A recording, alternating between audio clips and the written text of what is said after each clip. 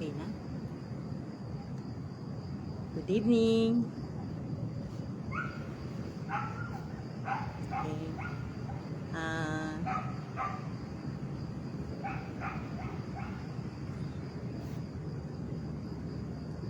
Nakana ba? Paano ko makikita dito? Sa Facebook. Magandang gabi po sa lahat.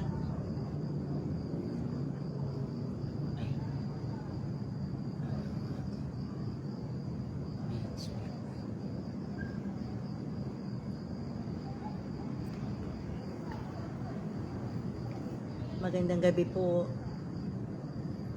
Ano ba yung sound? May sound. Kaso baka po marinig yung mag-feedback lang. Okay, good evening po.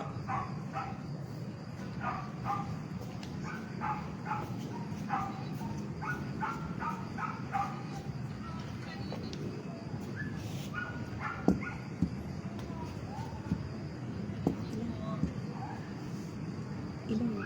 90. 94. Magandang gabi po sa lahat.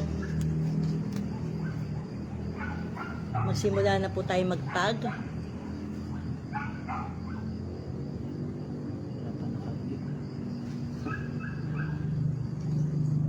Magandang gabi po sa lahat. Magsimula na po tayo mag-tag.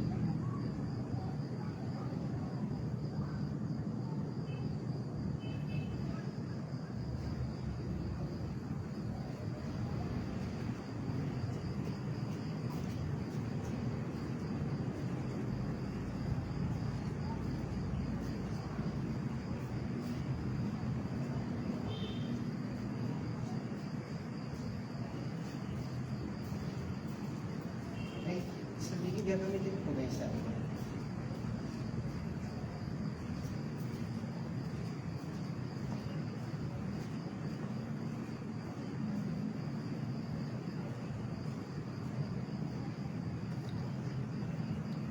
Gagamitin mo. Magandang gabi po sa lahat.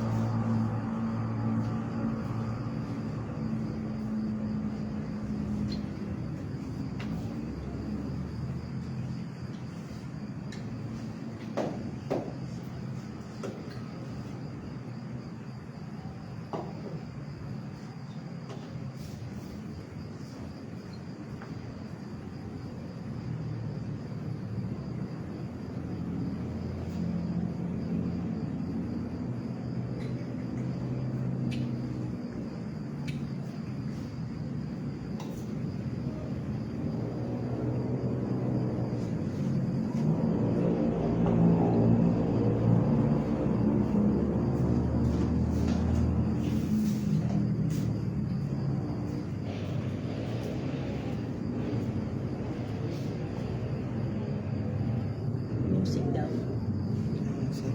Wala po kasi. Ay, ito, pwede na. Teka, tag ko lang yung ano.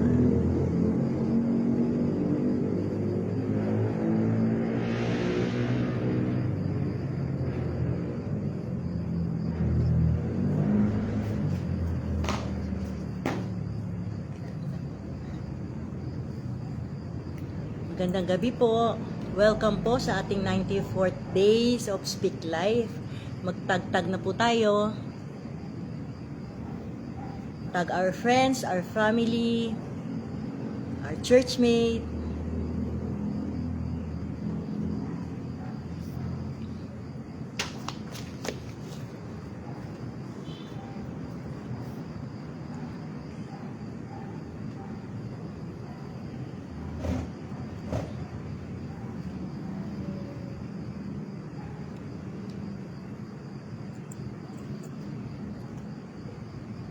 Magandang gabi po sa lahat.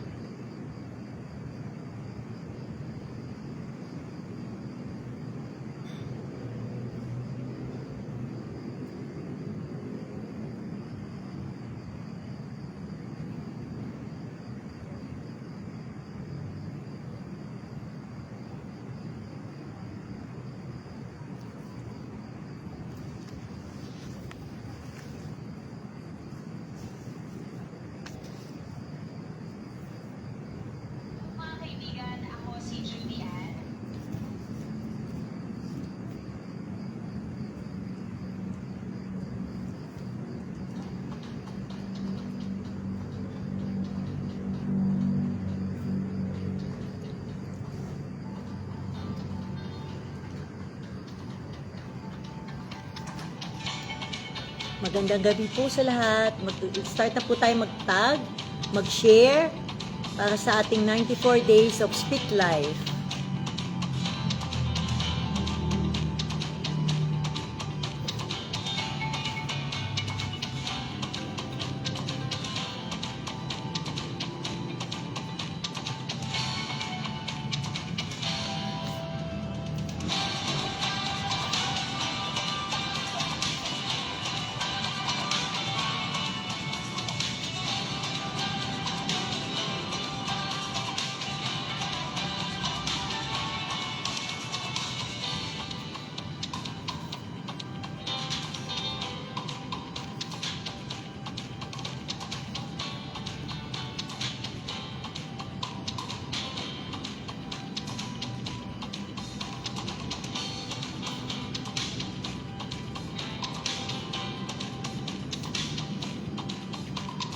Tag-tag na po tayo.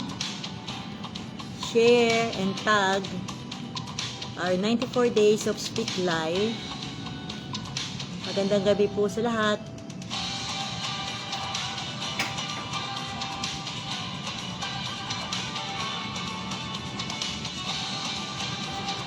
Good evening.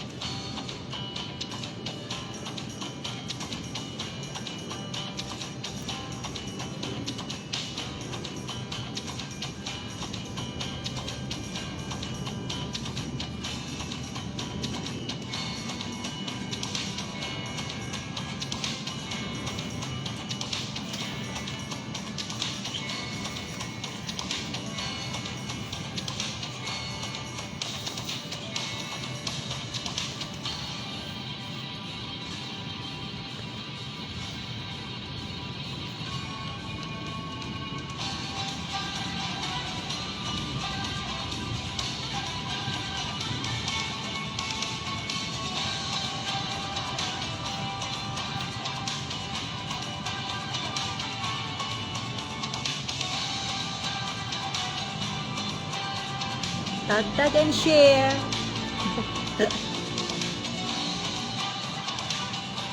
Ayan, may 9 viewers na po tayo. Thank you. Share and tag lang po tayo para maraming makapakinig ang salita ng ating Panginoon sa gabing ito.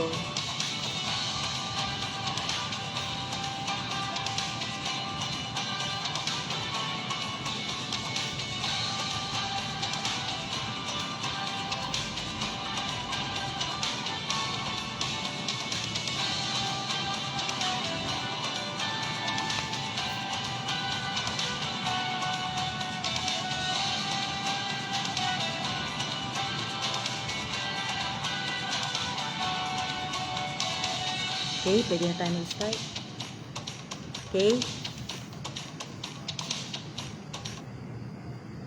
Muli, magandang gabi po sa lahat.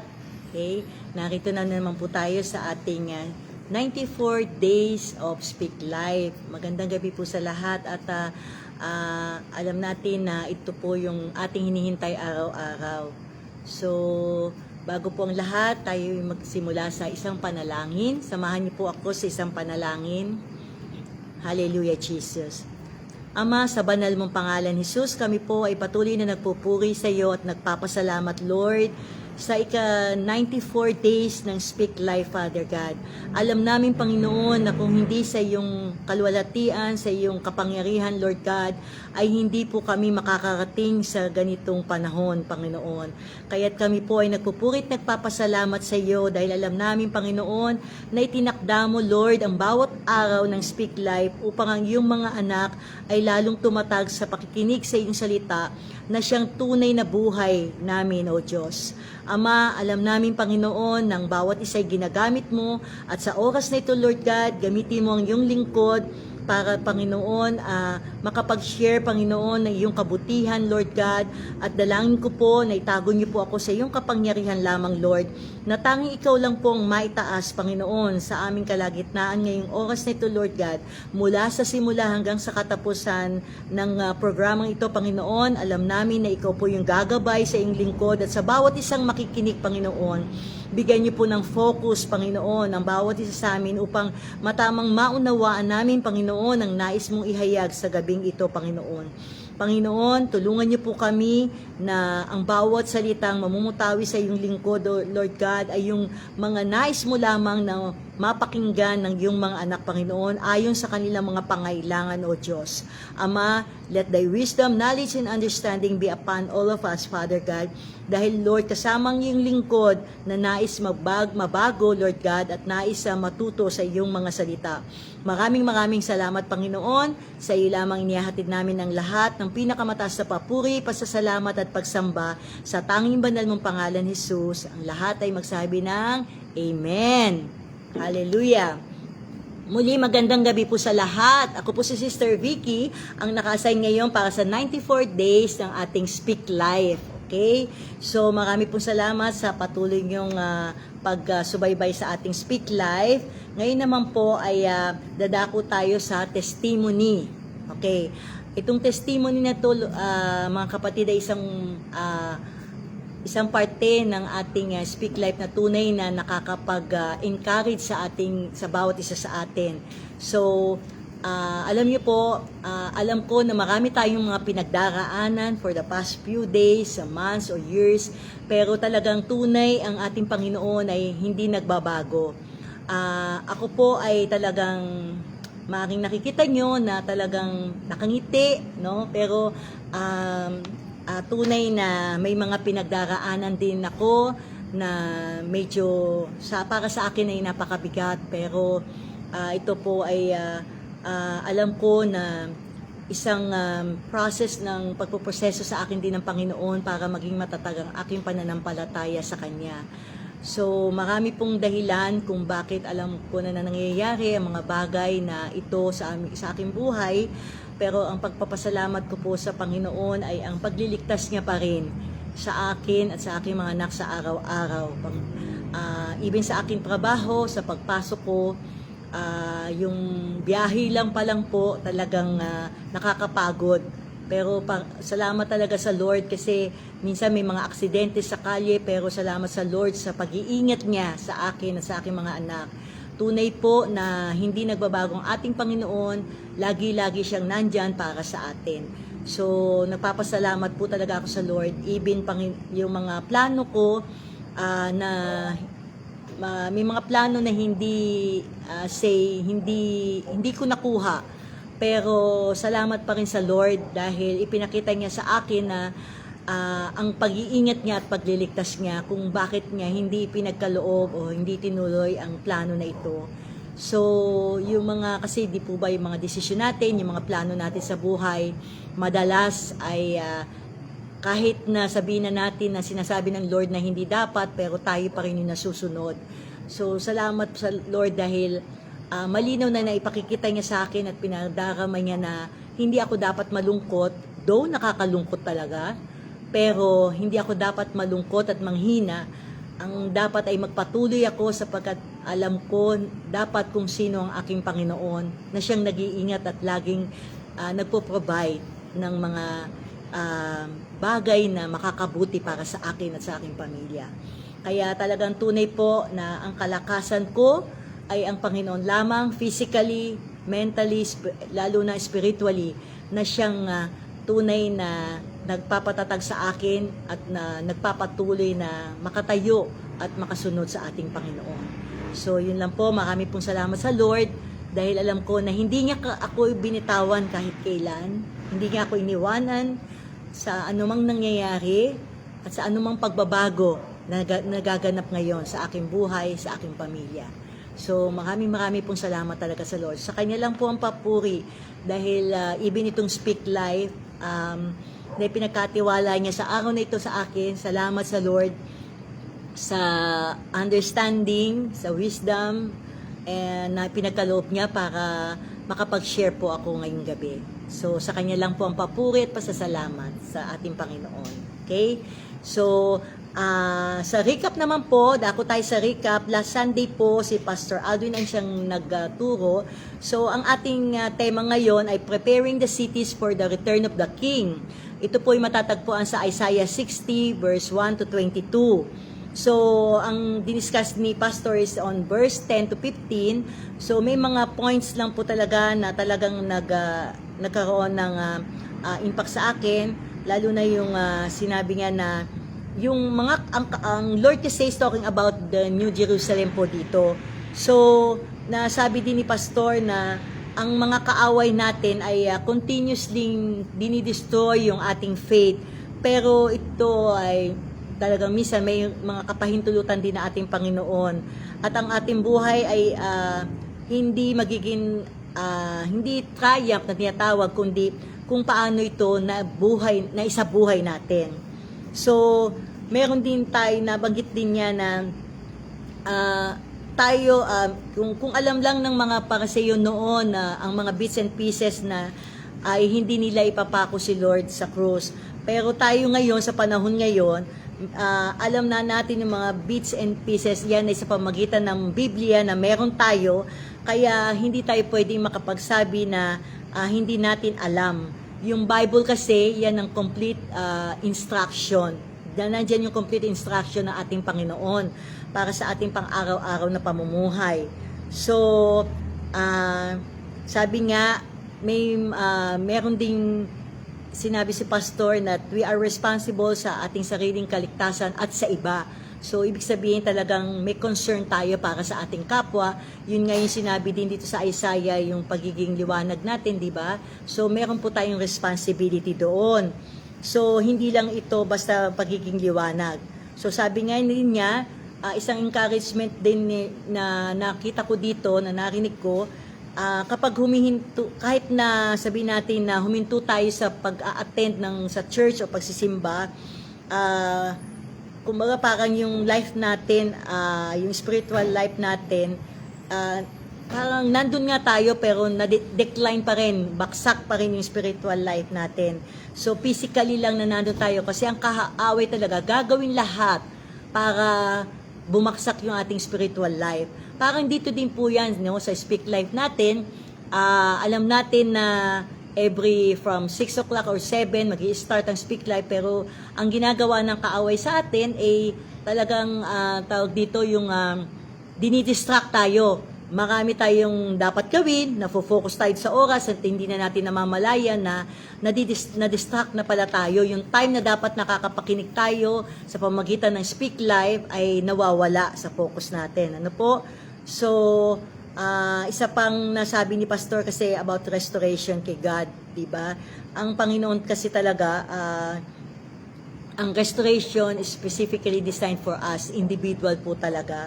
Kaya talagang dapat tayo ay maging aware po sa progress natin. Kasi yung progress natin spiritually, talagang hindi ito mangyayari kung may naiiwan pa rin tayo sa, alam mo yung mga kasalanan na nagagawa natin, no? So, talagang napakahalaga po na alam natin kung ano yung salita ng ating Panginoon. Okay? So, ngayon naman po, ang aking i-discuss sa aking exhortation ay sa Isaiah 60 pa rin. Of course, yun yung ating teksto ngayon sa verse 1 to 3. So, babasahin ko muna po ang Isaiah 60, 1 to 3, verse 1 to 3. Verse 1, ikaw ay bumangon, sumilang ka, sapagkat ang iyong liwanag ay dumating at ang kaluwalhatian ng Panginoon ay sumikat sa iyo. Verse 2, sapagkat narito tatakpan ng kadiliman ang lupa at ng salimuot na dilim ang mga bayan. Ngunit ang Panginoon ay sisikat sa iyo at ang kanyang kaluwalhatian ay makikita sa iyo. Verse 3, at ang mga bansa ay paroroon sa inyong liwanag at ang mga hari sa ningning ng iyong sikat. Okay? So sa verse 1, mapapansin natin na sinabi itong your light. It means that Jerusalem as the representative of the nation. At tayo rin bilang mananampalataya ang nagsisilbi ding ilaw ng sanlibutan ito. Then sa verse 2, nabanggit po doon yung darkness. And that speaks of the spiritual blindness na nagreresulta sa mga kasalanan na ating nagagawa. Okay? So, ito pong aking i-exhort ngayon or ang discussion po natin ay meron pong hinati ko ito sa dalawang topic, sa dalawang topic. Okay? So, una po, kung mapapansin natin po, tayong mananampalataya, madalas ang nakakalimot tayo na tayo ay liwanag ng sanlibutan ito. Kaya't nagkaroon po ako ng pag-aaral tungkol sa kung paano ba natin mapapanatili ang liwanag ng Panginoon sa buhay nating mga mananampalataya o sa buhay ng mga tao. Okay? So, una po, sinasabi dito na mapapanatili natin ang liwanag ng Panginoon sa ating mga buhay.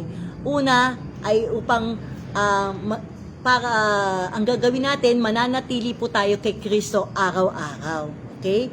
So, tatanong natin, paano ba ako mananatili kay Kristo araw-araw? Alam ko naman na kasama ko si Jesus, ang Panginoon araw-araw. Kasi po, ang liwanag ay nananatili kapag nananatili tayo kay Jesucristo. Diba? Minsan po ba na hindi po napapansin kapag kulang tayo sa panalangin or nakakalimot tayo manalangin, yung pagkagising mo pa lang sa umaga ay hindi ang hawak na natin, yun nga madalas ang paalala sa atin, wag naman cellphone agad, wag naman reels agad or TikTok agad ang panonoorin mo pagising mo. Manalangin ka muna at magpasalamat sa ating Panginoon. Yung pananatili natin kay Kristo araw-araw, yan ang nagpapatatag sa atin, no? At iiwasan natin ang kasalanan. So, sabi po sa John 8:12, ako ang ilaw ng sanlibutan. Ang sumusunod sa akin ay hindi lalakad sa kadiliman, kundi magkakaroon ng ilaw sa buhay. So, paano ba yung pagsunod natin, di ba? Yun yung pag-iwas natin sa mga kasalanan at yung prioritizing natin si Lord. Ipa-prioritize natin siya. Yung mga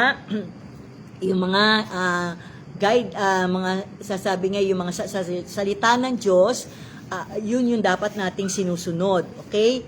So, sa John 15:4-5 din, sinasabi doon na manatili kayo sa akin at ako'y mananatili sa iyo. So, ibig sabihin, as long na tayo ay nasa Panginoon, naroon din siyempre ang Panginoon. Pero may mga instances, mga kapatid, na talagang mararamdaman natin na parang wala ang Panginoon. Why? Dahil sa kasalanan na ating nagagawa. Okay? So, paano tayo mananatili sa ating Panginoon araw-araw? Sa pamamagitan ng panalangin, okay? Yung prayer natin, yung prayer life natin, kailangan aware tayo dyan. Huwag nating kalilimutan yan, yung pagsamba at yan ay kasi personal na pakikipag-ugnayan natin sa ating Panginoon araw-araw. Kasi any time of the day and anywhere, pwede tayo makipag-usap at makipag-ugnayan sa ating Panginoon. Di po ba? Kahit na nasaan tayo, pwede nating kausapin ang ating Panginoon at alam natin na siya'y tumutugon ng naayon sa kanyang kalooban. Pangalawa, paano natin mapapanatili ang liwanag ng Panginoon sa buhay natin? Ang pagsunod sa salita ng Diyos. Sapagkat ang salita ng Diyos ay nagbibigay ng liwanag at direksyon sa ating buhay. Sabi nga po sa awit 119, siguro maglista na lang po tayo, no? Kasi makakatulong po sa atin ito ng maigi. So, verse 105, Psalm 119 verse 105, ang salita mo'y ilawan sa aking mga paa at liwanag sa aking landas. So, yung sinasabing ilawan sa aking mga paa, ito po yung guidance, no? Ito po yung gumagabay sa atin, gabay natin sa ating Panginoon. Okay? So, nag-a-alarm po kasi yung 7 o'clock prayer. Okay, i-dismiss ko na. Yan. Okay. Yan.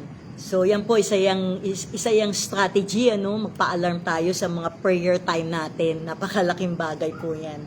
Okay? So, ang salita ng Diyos ay gabay at ilawan ng aking mga paa, sa aking mga paa. Yun po yung gabay or guidance natin, ang salita ng ating Panginoon. So, ito po yung nagbibigay ng matuwid na landas para sa atin. Okay? So, sa John 17:17 naman po, ang sabi dito, pabanalin mo sila sa katotohanan, ang salita mo ay katotohanan. Saan ba natin matatagpuan ang katotohanan? Ito ay sa salita ng Diyos. At nasaan ito? Ito po yung nasa Bible. Kaya nga sabi ni Pastor, ang complete instruction ng ating Panginoon at ang katotohanan ng salita ng Diyos ay nasa Biblia lang. Nandun lang po na ang karaniwan ng ating Bible ay nakadisplay lang sa ating mga tahanan. Pero good thing nga, sabi ko nga, good thing na mayroon din sa cellphone na i-install na ngayon kasi talagang ang laking tulong sa akin noon pagka sa train. Yun na lang ang doon ako nagbabasa talaga kasi at least for 30 minutes, kung 30 minutes ang biyahe ko, nakakapagbasa ako sa pamamagitan ng cellphone na naka-install doon yung Bible. Okay?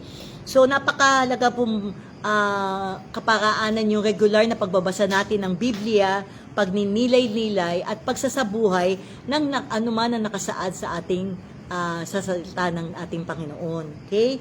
So, ang pangatlo, mamuhay tayo sa kabanalan at pagsisisi. Okay? Yung mga kasalanan po kasi, yan yung sabi nga 'di ba yung kadiliman. Okay? Yung sabi sa John, yung sa akin ay hindi lalakad sa kadiliman kundi magkakaroon ng ilaw ng buhay. Kasi yung kasalanan po, yan po talaga ang nagiging hadlang para sa ating paglakad at pagsunod sa ating Panginoon. Kung minsan kahit nasabihin natin na tayo ay matagal ng Kristiyano, kung hindi po tayo nagiging aware sa ating mga salita, sa pagkilos, sa ating pamumuhay, talagang nawawalan po ng saysay eh. So, sabi nga po dito sa Isaiah 52 verse 2, ang inyong mga kasamaan ang naghihiwalay sa inyo at sa inyong Diyos. Totoo po ito. Kasi minsan naranasan ko na rin na nagkasala ako mabigat. Alam ko mabigat yung pagkakasala ko. To the extent na nahihiya ako. Nahihiya na akong mag-church, nahihiya. Para bang sa sarili ko, sabi nga nila, kinukonsensya ka. No? Nakukonsensya ka kasi alam mong ang higit na nakakaalam ng ginawa mo, hindi man alam ng paligid mo, ang higit na nakakaalam nito ay ang ating Panginoon. Okay? So dahil doon, nahihiya ka sa sarili mo, nahihiya ka sa Panginoon, to the extent na talagang ililihis ka na ng kaaway. O makasalanan ka, kita mo? Kristiyano ka, kita mo? Nagbabasa ka ng Biblia, kita mo? So kinukondem ka na talaga ng kaaway. At kung may hinahina tayo talaga sa ating pananampalataya, talagang lalakad tayo na lang, itutuloy na lang natin lumakad doon sa sinasawag na kasalanang ginagawa natin. Kasi hanggang sa mapahiwalay natin tayo sa ating Panginoon. So kailangan maging aware po tayo sa ating pamumuhay. Okay? So, sa 1 John 1:7 sinabi doon, ngunit kung tayo lumalakad sa liwanag, nililinis tayo ng dugo ni Jesus. Di po ba napakagandang pakinggan? Kung lumalakad tayo sa liwanag, okay, meron tayong choice na sinasabi, pero kailangan piliin natin kung ano yung tama at makakalugod sa ating Panginoon. Kasi talagang from the cross of the Calvary, nagsuffer na si Lord para sa atin. Ako, yun na lang ang iniisip ko lagi, kaya ako nahihiya. Though talagang aaminin ko na talagang madalas or minsan, hindi ako makaiwas doon sa dapat kong hindi gagawin. At nauunay yung mga gagawin ko na hindi para sa Panginoon. Talagang ang iniisip ko, kung si Lord nga, diba, yung mga suffering niya para sa akin. Pero itong ministeryo ko, hindi ko man lang maasikaso. Itong pagtitipon na to, hindi ko man lang mabigyan ng pagkakataon, ng panahon. So, yung pamumuhay ng talaga natin, kailangan mamuhay tayo sa kabanalan at may pagsisisi. Sabi nga ganon, yung relasyon natin sa Panginoon napakahalaga. Tapos yung pagtalikod natin sa kasalanan, yung sabi nga ganon, pwede tayo magsisi agad. Pag na-realize natin na mali is mali. Tama is tama. Sa Panginoon, sa salita niya, ayon sa kanyang salita. Pero yung pagtalikod natin sa kasalanan, dapat kapag sinabi natin tumalikod na tayo sa kasalanan, sabi nga, di ba, 100 80 degree ba yon, degrees ba yon, na pagtalikod mo, huwag ka nang babalik. Di po ba? Hindi katwiran yung minsan lang naman, patikim lang naman. Kapag yung minsan na yan, nasilo ka na ng kaaway, hindi mo na namamalayan, nababaong ka na sa kasalanan. Di po ba? So dapat po maging aware tayo sa ating pamumuhay, sa ating mga ginagawa, iniisip, no?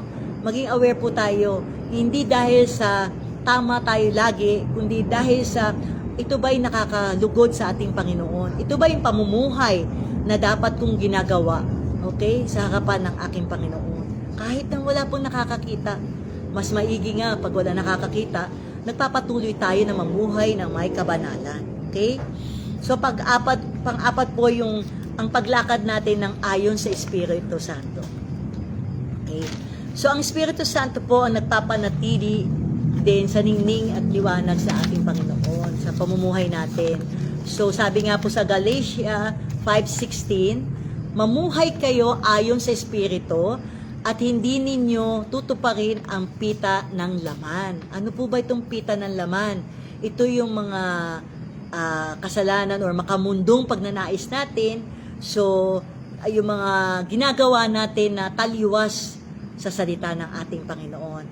So, sa Romans 8:14 din po, sinasabi doon na sapagkat ang lahat ng pinapatnubayan ng Espiritu Santo ay mga anak ng Diyos.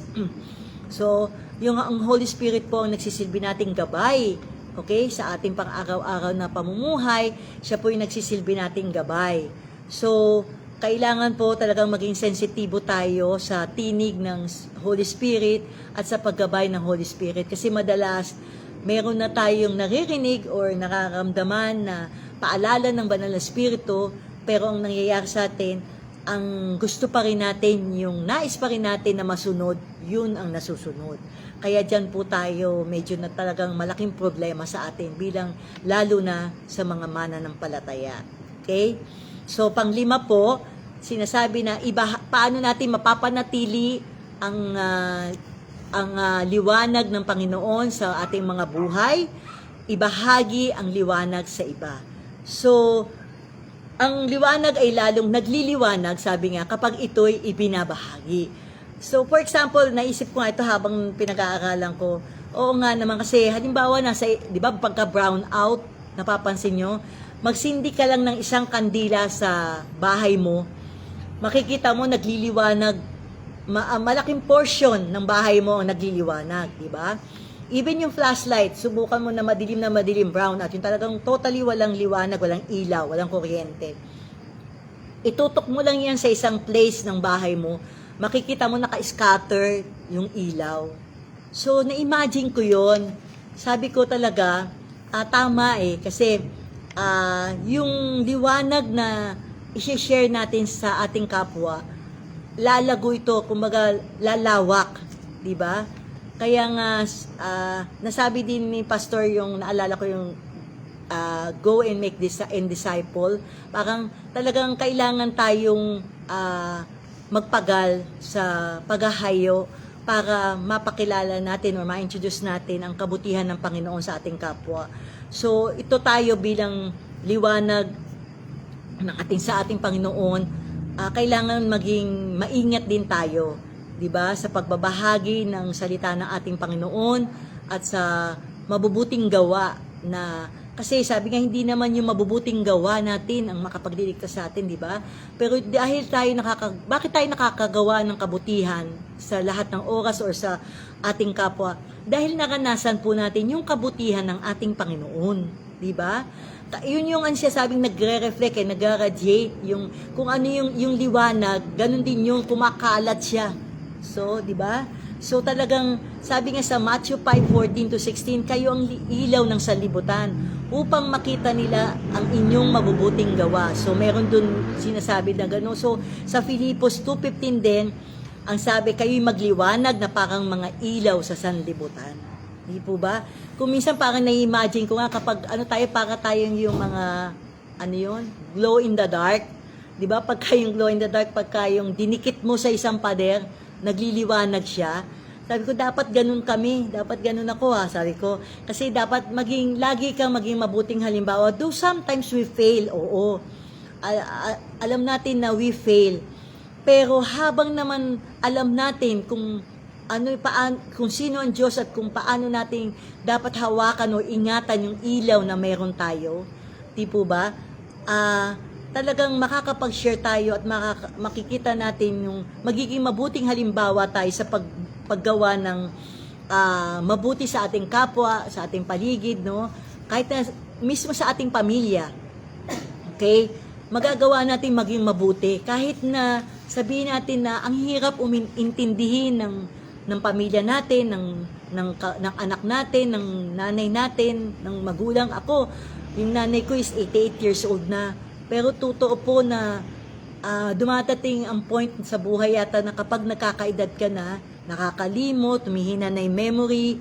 So, paulit-ulit na po yung mga sinasabi niya. So, doon natetest kami magkakapatid talaga yung sinasabi na patience namin at saka una, siyempre yung pinaka-importante yung pagmamahal namin sa nanay.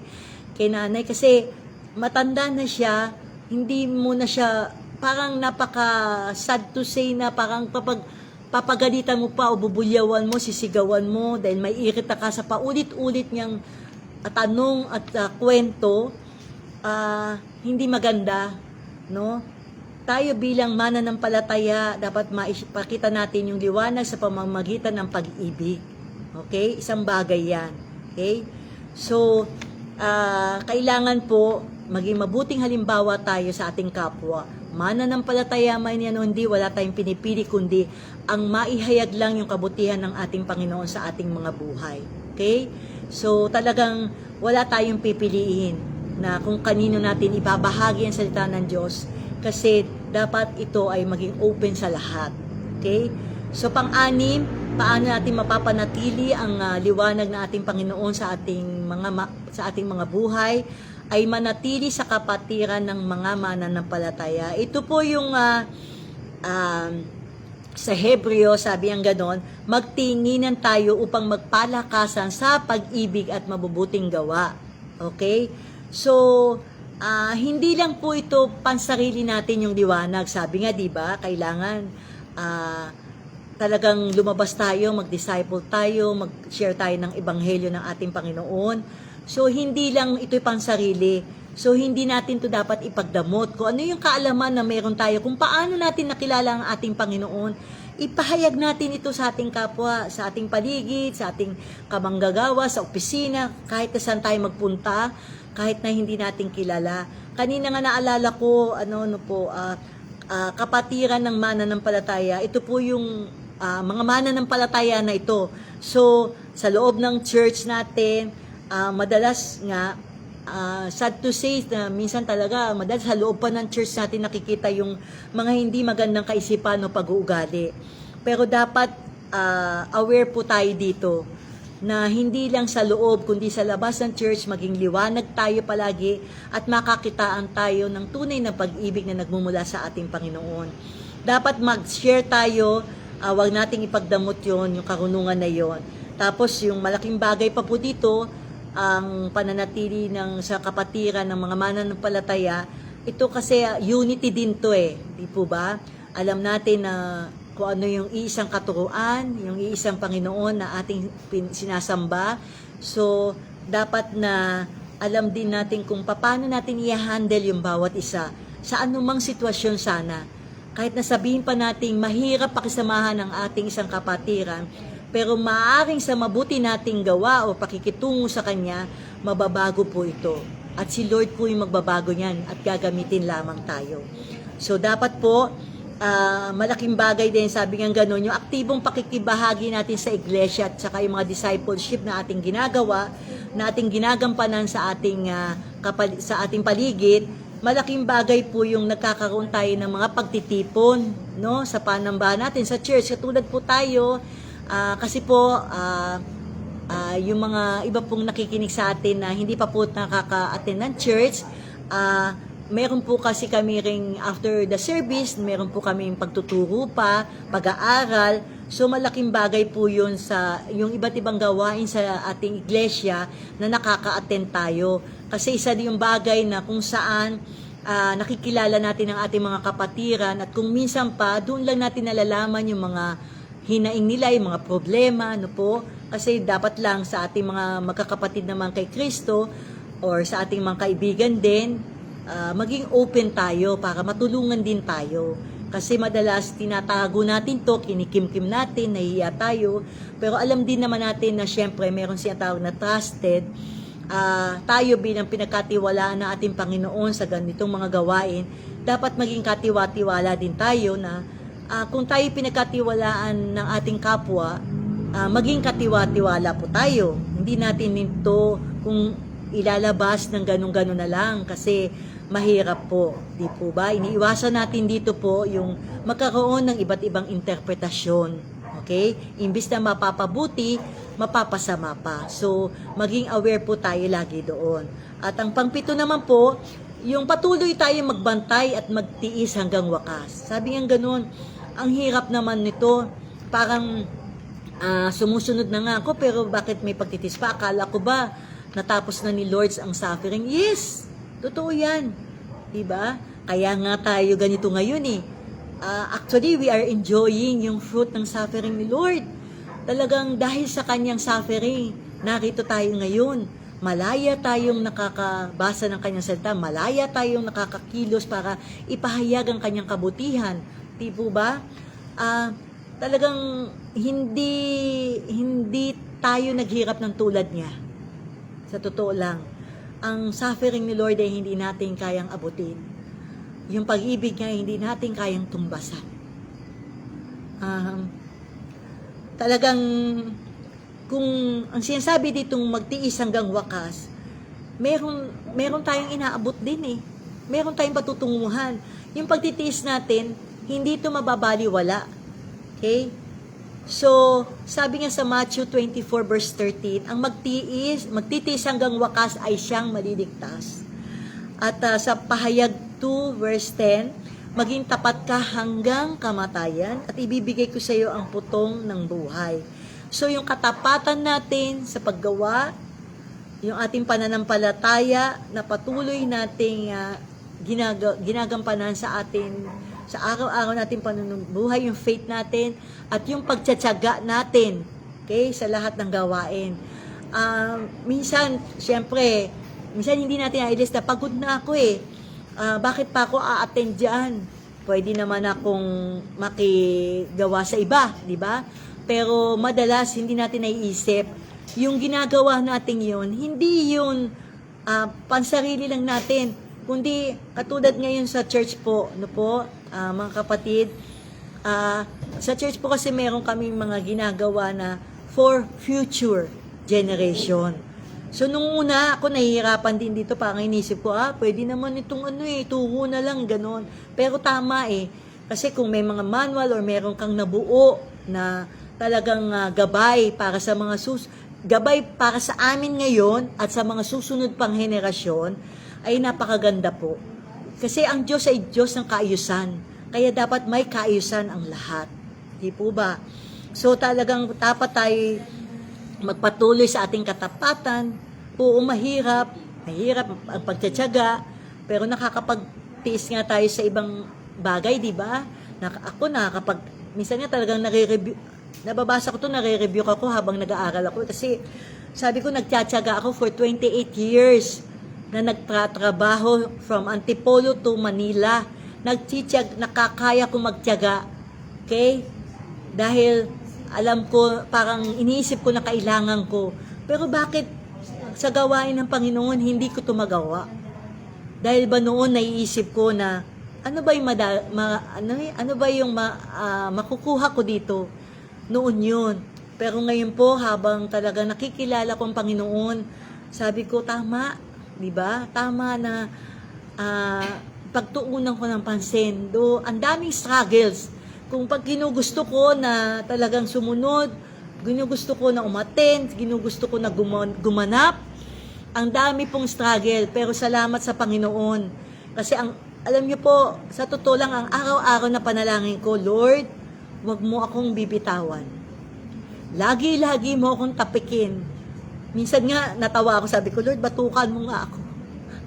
Kasi lagi-lagi mo akong tapikin, paalala mo sa akin, anak, mali yan, anak, hindi dapat yan. Kasi tatanggapin ko, kasi ikaw lang yung, sorry po ikaw lang yung pwedeng magsabi sa akin ito. Kung bakit nangyayari ito ngayon, ikaw lang ang pwedeng magpaliwanag sa akin ng malinaw kung bakit nangyayari ito. Kaya po talagang dapat meron tayong patuloy na pananampalataya sa ating Panginoon. Manampalataya lang tayo at talagang mauunawaan natin kung ano yung buhay, kung gaano kasarap magtiwala sa Diyos. Diba? Lagi ang sinasabi, magtiwala ka sa Diyos, wag sa tao. Pero madalas po nagtitiwala tayo sa sarili at sa tao. Diba? Lalo na kapag marami na tayong nafo-focus kung saan-saan. Nakakalimutan natin na iisa lang yung talagang tapat na dapat natin pagkatiwalaan. Not even ourselves. Ang sarili natin, hindi rin naman natin kayang pagkatiwalaan. Kasi paiba-iba din tayo ng isip. Di ba? Paiba-iba tayo ng mga desisyon. Kaya si Lord lang talaga. So marami po talagang hamon para mapanatili natin ang liwanag na ni Lord sa buhay natin. So magbibigay din po ako, ano ba yung mga hamon na ito sa pagpapanatili ng ating buhay para sa ating para mapanatili ang liwanag ng ating Panginoon at pagsunod sa Panginoon. Ano nga ba ito? So una po, ang hamon sa atin yung pagtanggi sa sarili at pagsuko ng sariling kalooban. So hindi po madaling isuko yung sarili nating plano at yung mga kagustuhan natin at desisyon sa buhay, di ba? So madalas kapag meron tayong mga gusto, madalas nga hindi na natin nahihingi yung opinyon ng ating Panginoon, yung kalooban niya Kasi lalo na kung taliwas yun sa nais natin, mayroon tayong mga justification na ibinibigay. Madalas yan, ganyan. Kaya doon tayo napapahamak di ba? Sabi nga sa Lucas 9:23, verse 23, kung ibig ng sino man na sumunod sa akin, itakwil niya ang kanyang sarili. Pasanin ang kanyang krus araw-araw at sumunod sa akin. Nung binabasa ko to, sabi ko, ang hirap, totoo mahirap. Yung pagsunod nga di ba? Hindi ako nakakasunod ng madalas. At talagang ang hirap po na sumunod, lalo na marami tayong nafo-focus sa ating buhay at priority sa ating buhay, di ba? Pero ano naman ang dulot nun? Na inaakala natin na matuwid, pero ang sa dulo nun ay kapahamakan. Okay? Kung ako po kasi very observant ako Sa LRT, meron dong arrow na pababa, dito sa kanan, paakyat sa kaliwa. Pero kapag pababa ako papasok ako kasi, pababa ako papunta dun sa recto, nasa recto station ako, dahil yung mga tao nagmamadali, doon lumili sila doon sa paakyat na way. So yung mga paakyat, sila yung umiilag. So habang nakikita ko to, sabi ko,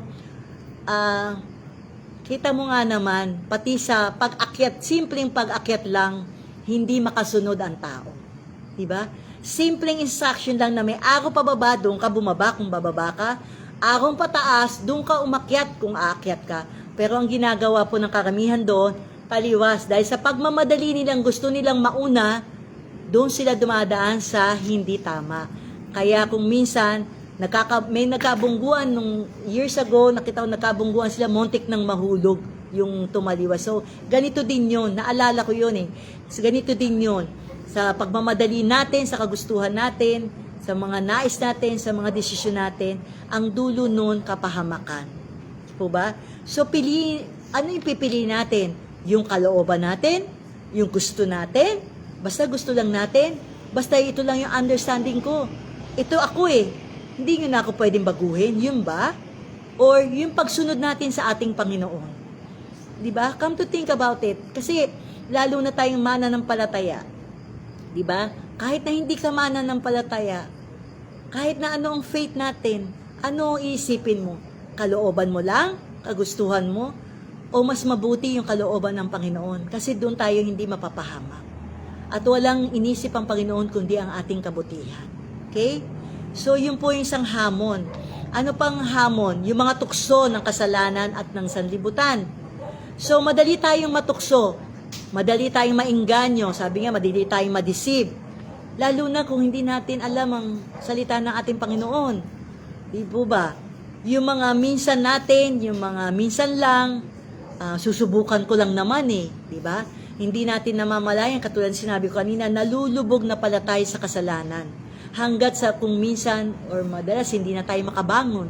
At sa hindi natin pagbangon, nawawalan na tayo ng relasyon sa ating Panginoon. Kasi bumabaksak na yung ating pananampalataya, yung ating spiritual na pamumuhay. Di po ba? Kasi kahit sabihin natin umatin tayo ng church madalas just to comply, hindi po.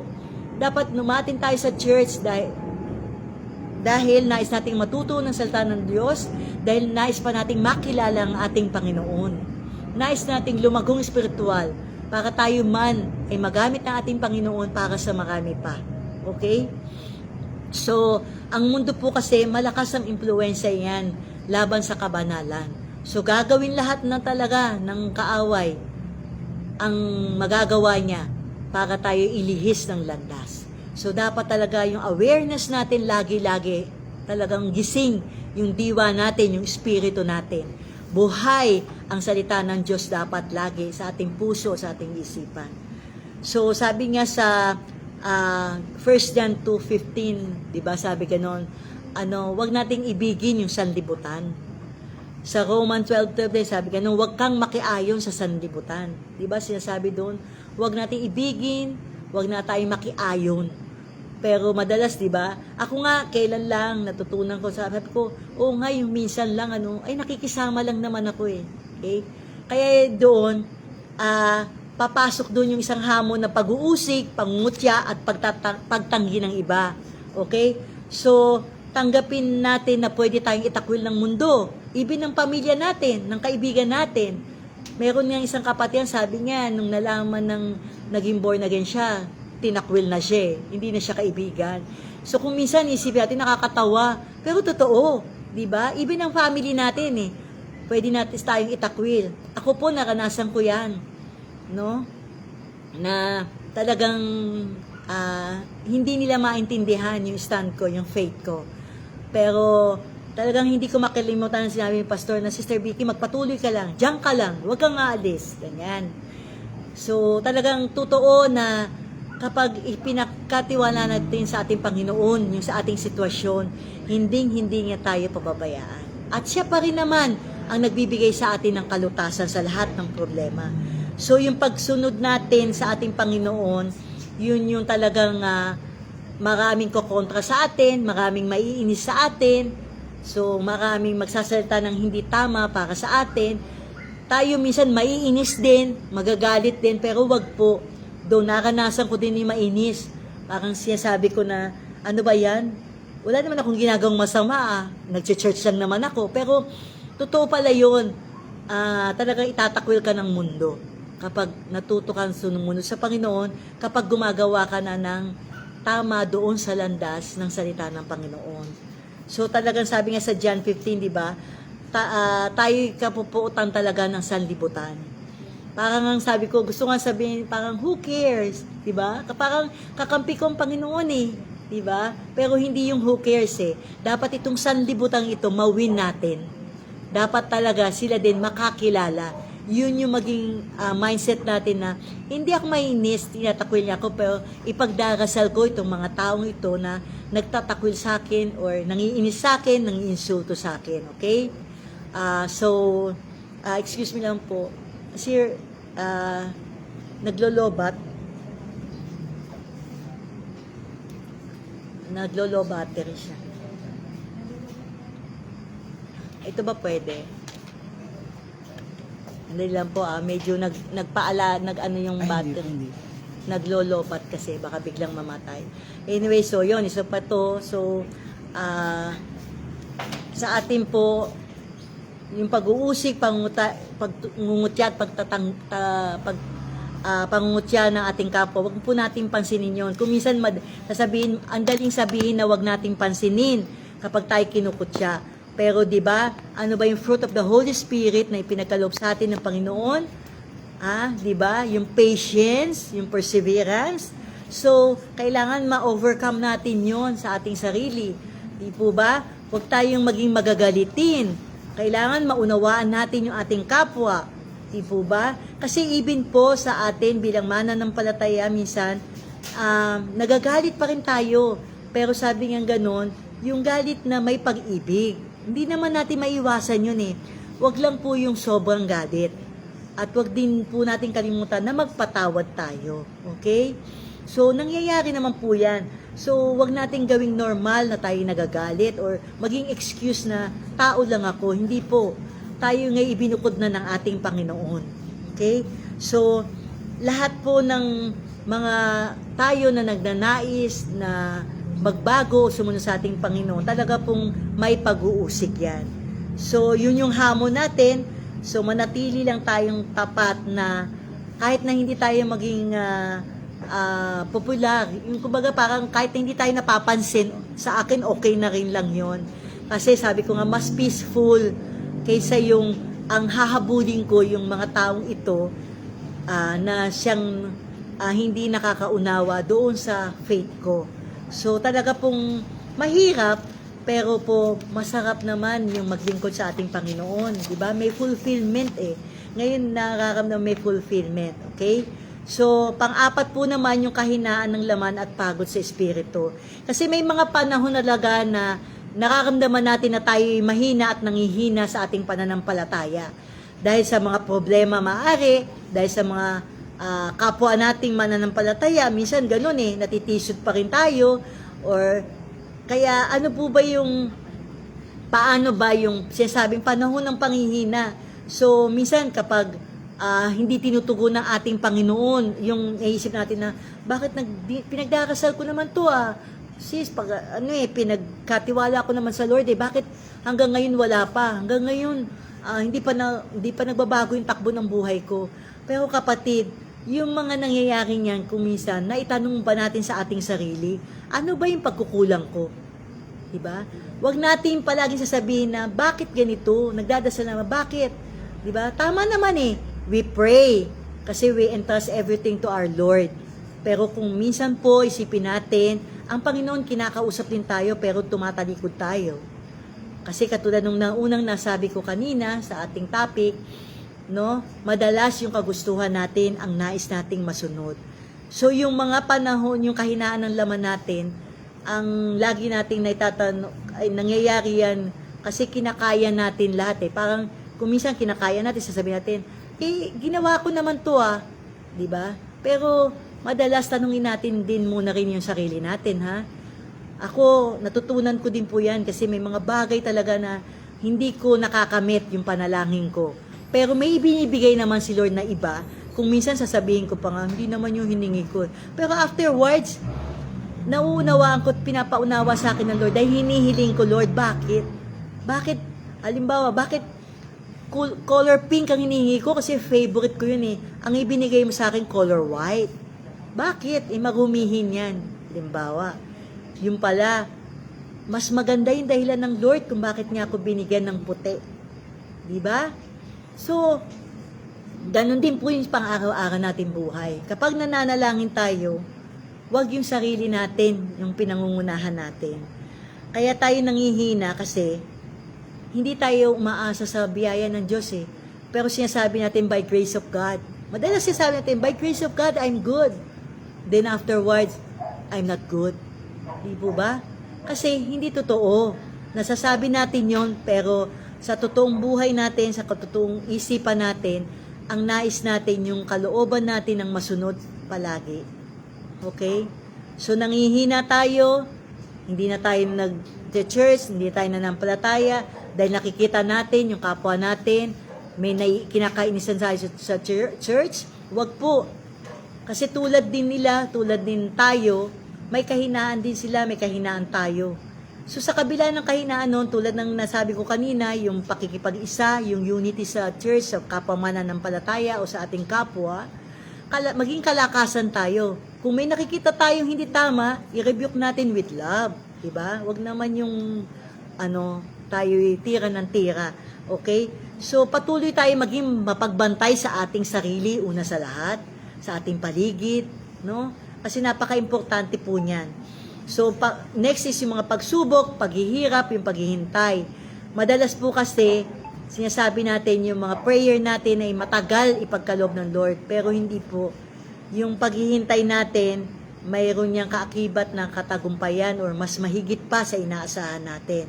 So sa Santiago po, 1 verse 2, sinasabi din doon, ibilang ninyong buong kagalakan kapag kayo'y dumaraan sa iba't ibang pagsubok. Sasabihin natin, sister, totoo ba yan? Pagsubok na nga kagalakan pa. Diba? Bakit? Ganyan din naman po yung kaisipan ko noon Ang hirap-hirap ng mga pinagdaraanan ko. Magagalak pa rin ba ako? Pero nung naunawaan ko na dapat akong magalak o matuwa sa kabila ng mga pagsubok dahil yung pagsubok na yon pagpaprocess pala sa atin ng Panginoon upang lalo tayo maging matatag, upang lalo tayo maging attentive sa Kanya. Di po ba? So, dapat, yun nga yung awareness, lagi kong sasabi nga, awareness natin sa ating sarili at sa Panginoon, yung presensya niya. So, sa Romans 8, nasabi din doon na yung mga pagtitiis natin, hindi yan maihahambing sa pagtitiis na nangyari sa ating Panginoon. Di ba? Katulad sinabi ko kanina, yung suffering ng Lord lang ang iisipin ko, yung pinakulang siya sa krus ang iisipin ko, wala pang gabuhok siguro. Yung pagsubok na naranasan ko na paghihirap at paghihintay. Di po ba? Kaya, mga kapatid, doon lang ako personally, doon lang ako nakakatayo. Kapag naisip ko nga, sabi ko nga, sana ko nung sabi ko, yung cross, sabi ko, that's a symbol of God's love for us. Sabi ko ganun. Hindi sa ano paman, pero yung dakilang pag-ibig ng Panginoon, yan talaga ang isang hindi natin mapapantayan kailanman. Okay? So, yung mga takot natin din at saka pag-aalinlangan, yung mga doubt natin, na pumipigil sa atin sa pagsunod. Kasi kung minsan, nagdududa tayo na baka naman, ang hirap naman kasi baka mamaya, baka, diba? Marami tayong ganun yung mga duda. So, sabi nga nila, tamang duda, pero sabi ko nga ganun, sa kawikaan, yung takot kasi yung nagdadala ng patibong. Doon naghihinder. Kasi naalala ko, may nasabi nga si Pastor about sa fear, diba? Sabi niya ganun, yung facing, dapat harapin natin yung takot. Facing our fear is strength. No? Sabi natin, bakit naging kalakasan yung fear? Kasi kapag naharap natin yung takot, na-overcome natin yun yung kalakasan natin, magiging mas matatag tayo. So kapag darating ulit yung pagsubok na yun, yung takot na yun, wala na, alam natin na, hindi, nangyari na ito dati. Kung paano ang Panginoon noon ay nagliligtas, kung paano ang Panginoon ay inalalayan ako at hindi ako pinabayaan, ganon din hanggang ngayon, hindi niya ako pagpabayaan. At dahil siya ang Diyos, a sovereign God na hindi nagbago kailanman. Di po ba? At ang huli po, yung kakulangan, ano yung hamon para mapanatili natin, no? Yung liwanag na bilang mananampalataya. Yung kakulangan natin ng disiplina sa ating sarili. Yeah, okay? So, madaling magsimula, pero mahirap ang magpatuloy. Tama po. Napakadaling magsimula. Atin ako ngayon, pagka may nakita ka lang ng konti, ay, nakakatamad naman kasi, ang aga-aga. Pero alas 9 start, pero 8:30 kasi, di ba, minsan pero kapag meron kang pupuntahan, kahit na madaling araw, gumigising ka, nagbebiyahe ka. Di ba? So, walang disiplina sa ating sarili. Di ba? So, yung paggising mo pa lang, pati nga sa prayer life natin nawawalan tayo ng disiplina. Basta na lang. Hindi po pwedeng ganun. So, dapat matutunan natin, yung disiplina sa ating sarili, unang-una, napaka-importante. Okay? Nagsasalita po ako dahil naranasan ko din yan yung nakokonsensya yung sabi pa, but the Holy Spirit is always speaking to us. Hey, anong oras magpa-alarm ka? Kaya ako po, hindi dahil sa, una na kasi nakakalimot po talaga ako. So, nagbigay ng strategy ang Lord. magpa-alarm ka. So, bawat alarm, kahit na nasa opisina nga, uma-alarm, alas 9, may prayer time po kami. Alas 12, prayer time namin sa counseling. Alas 3, prayer time namin dun sa, sa prayer group. Alas 7, prayer time sa home church. Alas 10, prayer time sa prayer group naman. Di po ba? Pero, aamin ko, minsan talaga nakakatulog ako pagka na, hindi pwedeng alas 10:01, sabi nga ni Pastor. Dapat 10. Hindi pwedeng 10:01, 10:02, 10 o'clock, 7 o'clock, 9 o'clock, 12 o'clock, 3 p.m. Ang dami po, no? Kaya sa opisina, pag nag-a-alarm noon, sabi na, uy, yung cellphone mo, alarm ng alarm. Eh, sinabi ko, prayer time kasi. Ngayon naman, pag nag-a-alarm, sabi nila, ate, mag-pray ka na. Sabi nila, ate, mag-pray ka na. Kasi nag-alarm na. Sabi ko, salamat. Ganun lang. Kasi, doon nila man nakikita kasi, na talagang iniingatan natin yon yung prayer time natin, kasi yun yung minsan nagtatanong pa nga sila, bakit ang dami naman alarm? Prayer time ba lahat? Oo, kasi iba-iba yan. No? So, pati sila, minsan pagka, ate, di ba may prayer time ka ng 12 o'clock? Pakisama mo naman sa prayer tong anak ko. Ganon. Minsan nahahabol pa yung pag-uwian namin ng 5 o'clock. Okay, minsan pag nag-aantay, basta alis. Ate, di ba may prayer time kayo? Sabi mo, ng 3 o'clock or 7 o'clock. Pakisama naman, no? Di po ba? So, isa yun sa share natin ng kabutihan ng Diyos. Di po ba? So, yun po. So, maraming hamon sa atin sa pagiging, sa pagpapanatili ng liwanag sa buhay natin bilang mga mananampalataya at mga anak ng Diyos. Kaya, wag po nating sayangin ang liwanag na yan. Alam na natin kung ano yung mga dapat nating gawin. Alam na natin kung ano yung dapat nating tayuan. At kilala na natin kung sino ang ating Ama at ang ating Panginoon. A sovereign God who never change. Siya ang Diyos noon, ngayon at magpakailanman ay hindi nagbabago. Ang salita niya, ang mga pangako niya ay tunay na tapat at dakila. Kaya mga kapatid, magpatuloy lang po tayo, magpakatatag, sumunod at manampalataya sa ating Panginoon. At ang kaakibat nito, yung katunay na talagang kapayapaan, kaligtasan natin at ang ating katagumpayan sa ating buhay. Yan po, nawa po nagkaroon tayo ng kaliwanagan at nakapag-share po ako ng mga points na talagang makakatulong sa atin. So yun po, marami pong salamat sa inyong pakikinig. Samahan niyo po ako sa pagpapasalamat sa ating Panginoon. Tayo po'y manalangin. Hallelujah. Ama, sa banal mong pangalan ni Jesus, kami po ay patuloy na nagpupuri at nagpapasalamat sa iyo, Lord God. Maraming pong salamat sa iyong mga salita, sa karunungan na ipinagkaloob mo, at sa mga salita na tunay na alam naming nakatulong at makakatulong sa aming paghayo, Panginoon, at sa aming pang-araw-araw na pamumuhay, Panginoon. Ama, marami pong salamat dahil magpapatuloy ang Speak Life, Panginoon, sa kinabukasan pa, Lord, at sa bawat araw pa na ipagkakaloob mo, Lord God, upang kami manatiling maging tapat sa iyo at matutunan namin na sumunod sa iyo, Lord God. Sambahin ka, pasalamatan ka at dakilain ang tanging pangalan mo, Jesus. Panginoon, maraming pong salamat sa paggamit mo sa iyong lingkod sa pagkakataon nito.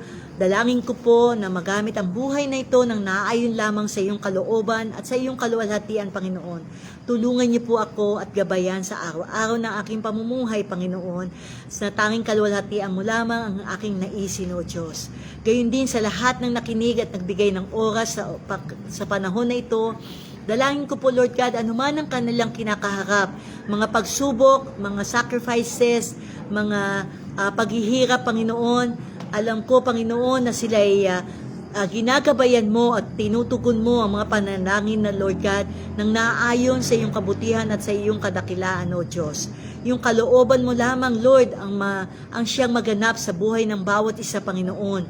Sa kanilang kinakaharap ngayon, Lord, kaharapin nila ng may tapang at pananampalataya sa iyo na ikaw yung Diyos na hindi nagbabago noon, ngayon at magpakailanman. Panghawakan namin ang bawat salita mo, ang bawat pangako mo, Lord God. At Lord, makapag-focus po kami, Lord God, sa iyong salita lamang, Panginoon, na kapag kami nalilihis, Lord God, gabayan kami ng iyong banal na Espiritu, at lagi-laging samahan mo po kami, Panginoon, sapagkat apart from you, Lord God, we can do nothing, O God.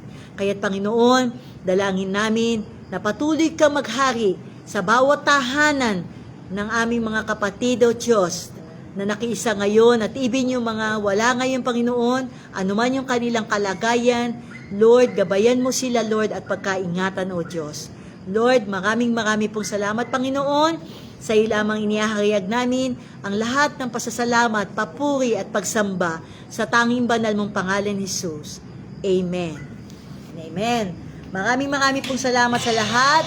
Ngayon po ang oras naman ng ating shout out. Okay? So, salamat po. Una, Panginoon, sa mga nakinig at sa lahat po, ito po yung shout out. Ito. Wala sana akong makaligtaan. Okay. So, shout out po sa ating mga pastors and churches. Shout out kay Pastor Carl Sandigan. Okay? Ng Piodoran. Kay Pastor Alvin, of course, ng Foam Main, Antipolo. Kay Pastor Jay, ng Dulong Crusher. And also kay Pastor Al, ng Kanumay. Hello po sa inyo, Pastor Vicente, ng Tapel. Pastor Bong, ng Badian. Ang ating BS Japan, ng Dulong Crusher Church. Kamusta po kayong lahat? Ang Foam Family. At kay Sister Silden Paulo, hello po. Kay Lai Paulo, Abigail Realingo, Rica Barsabe, Sister Betchay Gumba Flores, salamat po. Jessica Villar, kay Sister Weng Reyes, kay Sister Irene Kida, Sister Hazel Rodriguez Suarez, hello po. Kay Brother David Ching, kay Brother Chris Paraiso, hello. Kay Brother Ryan, kay Sister Paula Toya, kay Brother Sandro, hello. Namiss ka namin. Attend ka sa linggo. Kay Brother Robert Lego, Kim Jing, kay Pastora Mirna Halcon, kay Sister Leia Floron, hello, Sandulong Crusher yan. Kay Sister Ana, kay kay Pastor Alan Flores, okay? Kay Juby, kay JJ Dalumpines, at sa lahat po ng mga kapatiran natin sa na nakinig, okay? Maraming pong salamat yung mga nag-tune in, maraming pong salamat po, at nawa po magkita-kita ulit tayo bukas sa day 95 ng ating Speak Live sa From Badian po. Ano po, supportan din po natin si Sister Edna May at Sister Margita. Sila po ang bukas para sa Speak Life Day 95 natin. Okay? So, maraming pong salamat sa lahat. Naway napagpala po tayo sa gabing ito. Okay? So, thank you po. At see you po tomorrow. Okay? Ipopost na lang po kung anong oras bukas. Thank you. God bless everyone.